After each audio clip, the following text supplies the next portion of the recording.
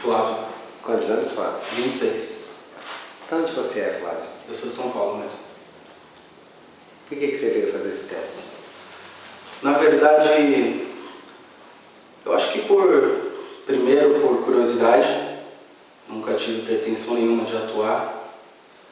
E através de um amigo que me indicou, e achei interessante, falei, vou lá, não tem nada a perder. Na vida ninguém tem nada a perder. Você acorda e arrisca. Se Deus quiser, você vai dormir. Mas a vida é um mistério. Eu acho que o que me move, acima de tudo, é a curiosidade e o mistério. Porque, assim, eu já fui de tudo um pouco. Já fui mecânico, já fui pizzaiolo, já entreguei folheto, já fiz de tudo um pouco. Aí eu pensei, poxa, acho que atuar seria algo interessante. Eu acho que viver personagem, isso acho que não é atuação, isso faz parte da vida. Nossa vida é feita de metas. Primeira meta, você quer arrumar um emprego.